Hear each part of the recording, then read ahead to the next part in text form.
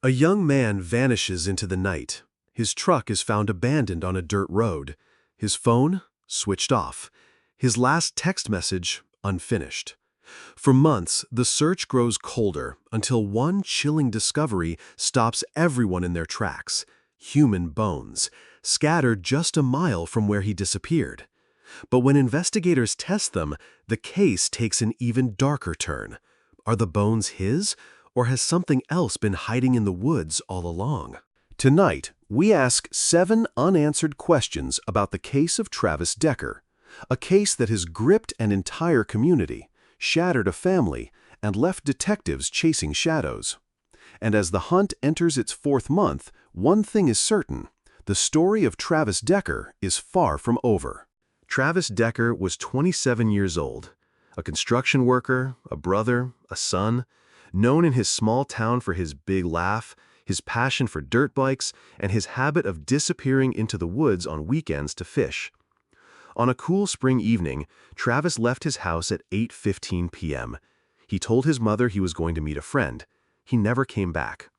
The next morning, his pickup truck was found on a rural back road, its doors unlocked, keys still in the ignition. His phone was missing. His wallet, however, was left neatly on the passenger seat. And so began a mystery that has stretched now into its 4th month. A mystery filled with strange discoveries, conflicting witness reports, and one haunting clue: bones discovered near the very area where searchers scoured for weeks. But instead of answers, the case has only grown darker. And that brings us to the 7 questions investigators, family members, and the public still can't answer. The discovery came in late June. Search volunteers combing a wooded ravine stumbled upon what looked like fragments of human remains. Forensic teams were called in immediately. A skull fragment, 2 long bones, torn clothing tangled in branches. But then came the twist. DNA testing revealed the bones didn't match Travis. They belonged to someone else. So whose bones were they? An old case, long forgotten? Another missing person? Or something even more sinister, a dumping ground for bodies, hidden in plain sight? This single question flipped the narrative. What was once a missing persons case suddenly hinted at something larger, a place where death already had a history. When detectives examined Travis's pickup, nothing seemed out of place. No signs of a struggle, no broken glass. The ignition was intact, the gas tank half full. It looked as if Travis had simply parked, stepped out, and walked away. But here's the problem. Why would he? Travis was known to be protective of his truck. Friends said he never left it unlocked, not even when running into a store. Yet on that night, he left everything inside: his wallet, his jacket, even his cigarettes. It raises the question, did someone lure him out? Did he leave willingly, planning to come back, only to vanish in those crucial minutes? Or did someone else drive the truck there after Travis was already gone? According to phone records, Travis's last call was to a man named Ethan Clark, a casual friend. Ethan told police Travis had planned to stop by, but he never arrived. But here's where things get complicated. Neighbors reported seeing Travis's truck parked on the dirt road hours earlier than Ethan claimed Travis left his house. One witness swears they saw 2 figures walking away from the vehicle that night. Ethan maintains his innocence. But detectives have noted inconsistencies in his timeline. Why was he the last person Travis called? And why was his phone conveniently off for 6 hours that same night? Was Ethan hiding something? Or was he just another unfortunate coincidence in a case full of contradictions? At 8:32 p.m., just minutes after he left home, Travis typed a text to his younger sister. The message read, "If anything happens, tell Mom, and then it stopped. Sent unfinished. Sent once, then deleted. But forensic recovery pulled it from his phone logs. Why would Travis send something like that? Did he sense danger? Did he know he was being followed? Or was it simply a poorly typed draft he never meant to send? This half-written message may be the most haunting clue in the case. It suggests Travis was aware something was wrong and that he didn't have time to explain before he vanished.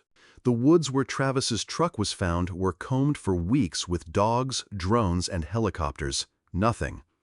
Then, weeks later, a hiker reported hearing strange noises, metallic banging, near an abandoned hunting cabin just 3 miles away. Inside, searchers found traces of burned clothing and what looked like rope fibers. DNA tests were inconclusive, but locals whisper that this second site, never officially confirmed by police, may have been where Travis was taken. If true, it means the entire search area may have been misdirected from the very start. In late July, just as hope was fading, another discovery shocked searchers. A pair of work boots, caked in mud, left neatly side by side at the edge of a creek. They were Travis's boots, the same pair he was last seen wearing. But here's the chilling part. They were spotless inside, as if never worn through water. And they were placed, not discarded, carefully positioned in plain sight. Why would anyone do that? To taunt investigators? To stage a scene? Or did Travis leave them himself, as some strange sign no one can yet interpret? 4 months in, the question haunts everyone. With no confirmed body, no final proof, the possibility remains, could Travis still be alive? Some point to reported sightings, a gas station clerk who swears she saw him late at night, looking disheveled, buying water. A farmer who claimed a man matching his description crossed his field at dawn. But without hard evidence, these remain unconfirmed. And yet, it would not be the first time a missing person was believed dead, only to reappear years later. If Travis is alive, where is he hiding? And if he's not, who is responsible for keeping the truth buried? As the 4th month passes, Travis's family clings to hope while living with fear. The bones discovered near the search site answered nothing. The boots raised more questions than they solved. The unfinished message lingers like a ghost, hinting at danger we can't quite see. Each unanswered question forms a puzzle, but the pieces refuse to fit. Is this a story of abduction, of betrayal, of someone who wanted to disappear?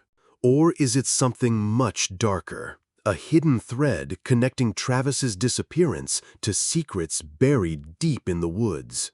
For now, the case of Travis Decker remains unsolved. But one thing is certain, the truth is out there.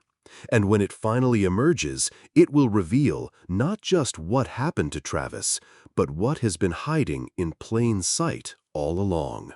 Until then, the hunt continues, and so do the questions.